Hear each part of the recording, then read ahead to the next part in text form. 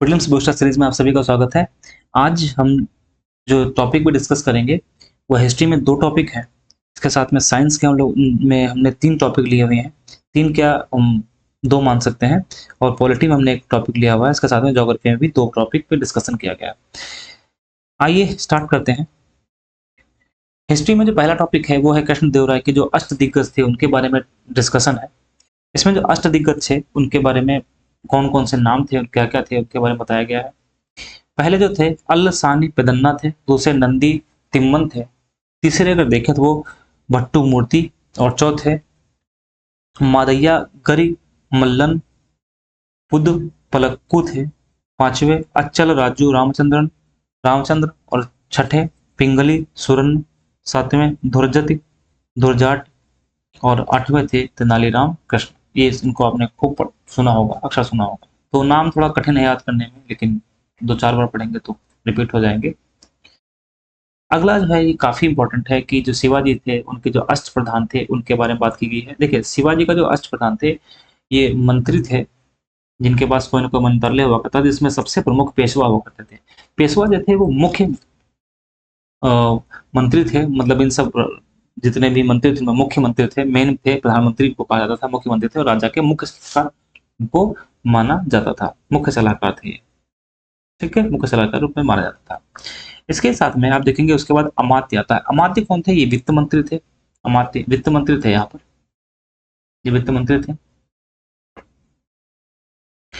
इसके बाद सचिव जो थे, मुख्य सचिव थे, ये प्रशासनिक कार्यों का संचालन और दस्तावेजों का प्रबंधन करते थे। सुमंत विदेश मंत्री थे, राज्य के विदेश मामलों और कूटनीतिक मामलों का प्रबंधन करते थे। सेनापति जो थे वो सेना के मुख्य थे, सेनापति मुख्य सेनापति थे। पंडित राव धार्मिक मंत्री थे। न्यायाधीश मुख्य न्यायाधीश थे जो न्यायिक मामलों का प्रबंधन करते थे और न्याय देते थे। दानाध्यक्ष जो था वो दान और धर्मार्थ के बारे में धर्मार्थ कार्यों के मंत्री थे और ये दान और धर्मार्थ कार्यों का प्रबंधन करते थे। इसमें से एग्जाम के लिए आप ध्यान रखिएगा, पेशवा, अमात्य, सुमंत और यहाँ पर पंडित राव और फिर दानाध्यक्ष। ठीक है, याद रखिएगा। तो इस तरीके से हमने देखा। दूसरा हमारा टॉपिक साइंस का है। साइंस में जो पहला क्वेश्चन है, पहला जो टॉपिक है वो है गैस और उनकी विशेषताएं। देखिए कार्बन मोनोऑक्साइड, इसकी विशेषता क्या है? ये रक्त से मिल जाती है और हीमोग्लोबिन को रिप्लेस करके धीरे धीरे ऑक्सीजन की कमी कर देती है, जिससे कार्बोक्सी हीमोग्लोबिन बनता है। इसके पश्चात ऑक्सीजन की जब पूर्ति हो ही नहीं पाती है तो फिर व्यक्ति की मृत्यु हो जाती है। नाइट्रस ऑक्साइड को हंसने वाली गैस कहा जाता है। और कार्बन डाइऑक्साइड आप सबने पढ़ा होगा, जो कार्बन डाइऑक्साइड है वो ग्रीन हाउस गैस के लिए ग्रीन हाउस गैस के रूप में काम करती है और कितना ही हानिकारक है। मीथेन जो है वो बायोगैस और सीएनजी का मुख्य घटक है। ध्यान रखिएगा, मीथेन बायोगैस और सीएनजी का मुख्य घटक है। रेडान, इसके बारे में थोड़ा समझ लीजिएगा। रेडान जो गैस है वायुमंडल में नहीं पाई जाती है, ये वायुमंडल में नहीं पाई जाती, लेकिन जब भूकंप आने वाला होता है, भूकंप के दौरान जो रेडान गैस है भूकंप के दौरान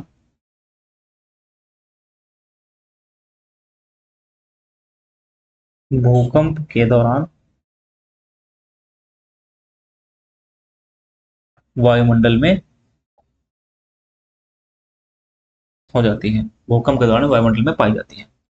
क्लोरीन गैस जो है वो क्लोरीन गैस जो है वो तालाब के पानी को शुद्ध, यानी हम ये सिंपल सिंपल बोल सकते हैं कि जो तालाब सॉरी जो पानी है उसको साफ करने के लिए क्लोरीन गैस का यूज करते हैं।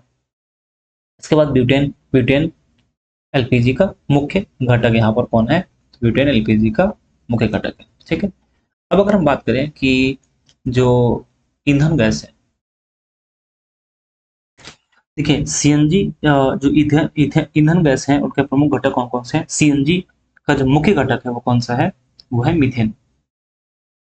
ठीक है, एलपीजी, ब्यूटेन और प्रोपेन। अब यहाँ पर एक सवाल बनता है, जो एलपीजी में गंध आती है, बदबू आती है, जब उसका रिसाव होने लगता है, जो हमें मालूम होता है कि उसमें कुछ शायद लीक कर रही गैस, तो उसमें कौन सी गैस काम आती है? मतलब कि जो जिसकी वजह से जो गैस रिसाव होता है, जिसकी वजह से उसमें गंध आती है, वो कौन सी चीज होती है जिसकी वजह से हमें पता चलता है? उसका नाम है एथिल मरकैप्टन। ध्यान रखिएगा कि जो एलपीजी है इसमें जो गंध आती है वो किसकी वजह से आती है? Ethyl mercaptan. मरकैप्टन, इसकी वजह से इसमें गंध आती है। ठीक है, कोल गैस, ध्यान रखिएगा जो कोल गैस है, coal gas hydrogen, methane, carbon monoxide, इन सबसे मिलकर बनी होती है। इसके ये जो घटक है वो होते हैं वाटर गैस। वाटर गैस ध्यान रखिएगा काफी इंपॉर्टेंट है। जो वाटर गैस है वो कार्बन मोनोऑक्साइड और हाइड्रोजन से मिलकर बनती है। इसके साथ साथ में अगर आप देखेंगे देखेंगे तो जो बायोगैस है उसका मुख्य घटक कौन सा है, तो मीथेन उसका मुख्य घटक। और प्राकृतिक गैस का भी मुख्य घटक कौन सा है, मीथेन, लेकिन साथ साथ में इथेन और प्रोपेन भी थोड़ी मात्रा में पाई जाती है। अब ऐसी गैसेस के बारे में बात की गई है जो ग्लोबल वार्मिंग के लिए उत्तरदायी है। देखिए ग्लोबल वार्मिंग के लिए उत्तरदायी जो प्रमुख गैस है वो कौन से, जलवाष्प। लेकिन ज्यादातर एग्जाम्स में जलवाष्प ऑप्शन होता नहीं, तो क्या होता है, कार्बन डाइऑक्साइड। तो ये जितनी भी गैसें लिखी हैं, जलवाष्प, कार्बन डाइऑक्साइड, उसके साथ में सीएफसी, सीएफसी के बारे में, ये ओजोन परत को नष्ट करती है, ओजोन परत को नष्ट करती है, नष्ट करती है। ये भी एक ग्लोबल वार्मिंग गैस है। इसके साथ साथ में मीथेन, ओजोन, नाइट्रस ऑक्साइड और HFC और सल्फर हेक्सा फ्लोराइड, ये सब ग्लोबल वार्मिंग गैस है, जिसमें से ध्यान रखिएगा कि जो जलवाष्प है ये सर्वाधिक उत्तरदायी है।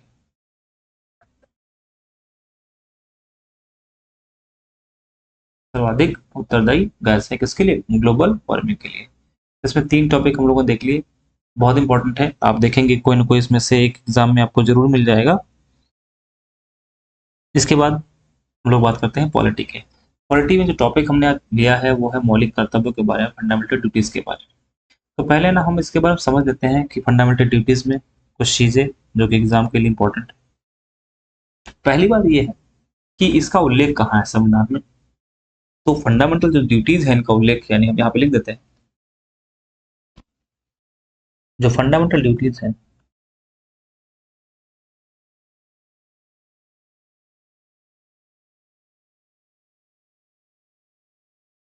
इनका उल्लेख संविधान में कहाँ पर है, तो पार्ट 4A में, पार्ट 4A में इनका उल्लेख है। कौन सा आर्टिकल है, तो अनुच्छेद 51A।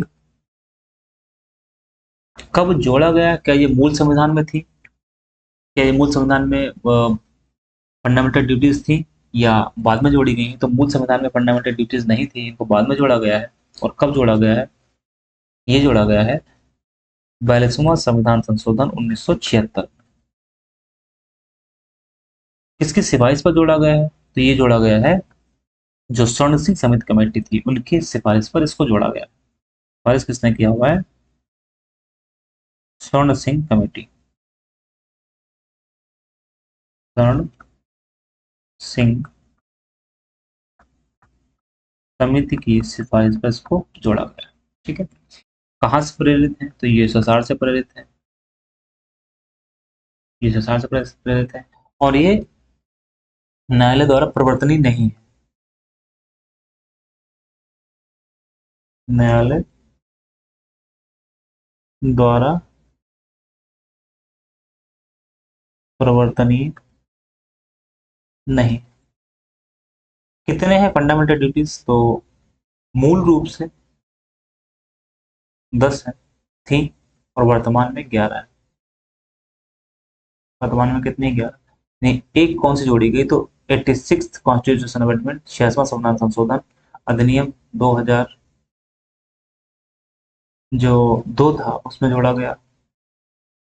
साथ में ही फंडामेंटल जो ड्यूटीज हैं इनसे जुड़ी एक और समिति बनी थी, इसका नाम है वर्मा समिति। एक और समिति है वर्मा समिति से जुड़ी हुई, जो कि 1999 में बनी थी, 1999 में बनी थी।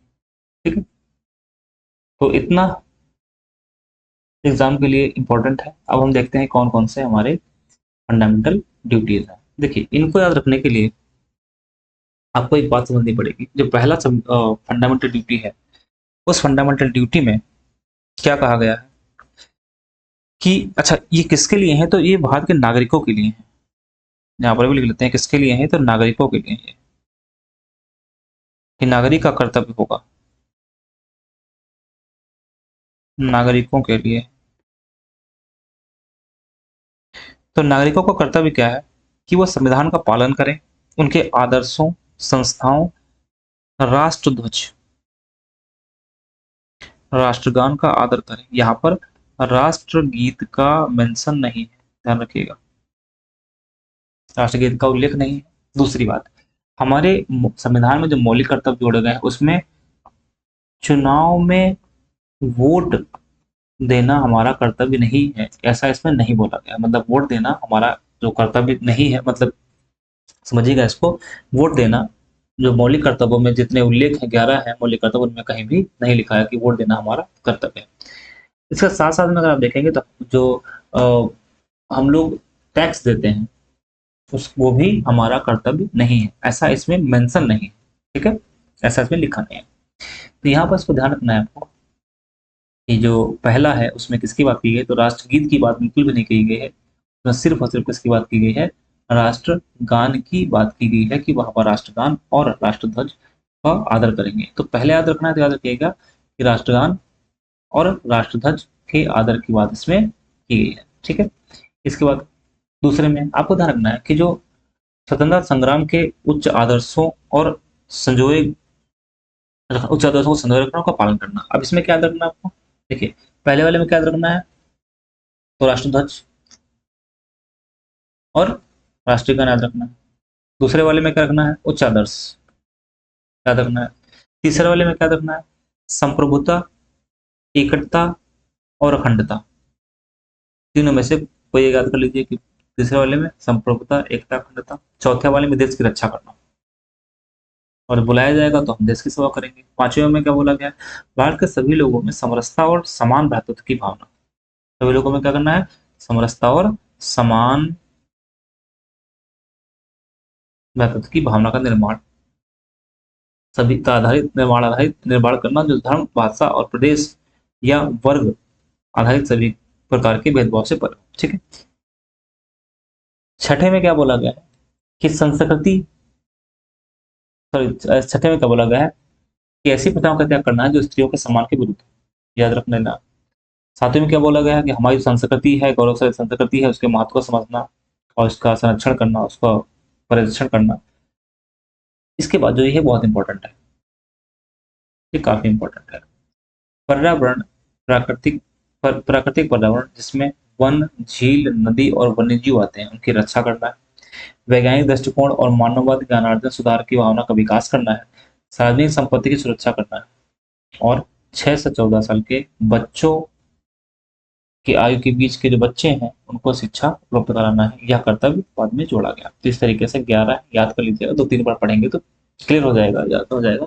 और एग्जाम में पूछा कब जाता है, यहाँ से क्वेश्चन को बात है। ठीक है, आज का लास्ट जो हमारा टॉपिक है वो है ज्योग्राफी में विश्व की प्रमुख वनस्पतियां और विश्व के प्रमुख ज्वालामुखी। देखिए विश्व की प्रमुख वनस्पतियों में एक होता है जेरोफाइट। जेरोफाइट वो होते हैं जो उष्णकटिबंधीय मरुस्थलीय क्षेत्रों की वनस्पति होती है। एक होता है हाइड्रोफाइट। देखिए हाइड्रो का मतलब वाटर होता है, ऐसे वनस्पति जो जल प्लावित क्षेत्रों में मिलती है। मेसोफाइट कहाँ पे मिलेगा, तो मेसोफाइट मिलेगा तो शीतोष्णकटिबंधीय क्षेत्र होता है वहां पे मिलेगा। क्रायोफाइट, क्रायो का मतलब होता है तो बहुत ठंडा होता है। देखो जीरो याद रखिएगा, बहुत गर्म यानी उष्णकटिबंधीय। मीसो का मतलब उससे कम यानी मॉडरेट याद रखिएगा तो शीतोष्णकटिबंधीय में। और क्रायो का मतलब होता है बहुत ही ठंडा। तो जो टुंड्रा वाला क्षेत्र है वहां पर मिलेगी वनस्पति। हेलोफाइट, हेलो मतलब नमकीन, हेलोफाइट नमकीन क्षेत्र में पाई जाने वाली, नमकीन क्षेत्र में पाई जाने वाली वनस्पति। और लिथोफाइट कड़ी चट्टानों में जो उगती है, जैसे चट्टान है वहां पर लिथोफाइट मिलती है। और ट्रोपोफाइट उष्णकटिबंधीय जलवायु वाली घास एवं वनस्पति। हाइड्रोफाइट दलदली भूमि एवं भूमध्य रेखीय उष्णकटिबंधीय वाली वनस्पति। अगर हम ज्वालामुखी की बात करें, ज्वालामुखी में जो एटना है वो इटली में है, सिसिली द्वीप पर स्थित है। एटना इटली है, इटली में सिसिली द्वीप पर स्थित है। वेसुवियस भी इटली में है, स्ट्रोम्बोली भी इटली में है। माउंट फुजी जापान में है। किलायू हवाई द्वीप में है। सेंट हेलेना यूएसए में है। क्राकाटाओ इंडोनेशिया में है। पिंटुबो फिलीपींस में है। किलिमंजारो तंजानिया में है। पिंटुबो फिलीपींस में है। किलिमंजारो कहाँ पे, तंजानिया में। और कैसा है, शांत है। चिम्बोरोजो माउंट कोटोपैक्सी इक्वाडोर में है। माउंट ताल फिलीपींस में है। कैमरून अफ्रीका में। पोपो म्यांमार में। और देमबंद और काफी कहाँ पर है, ईरान में।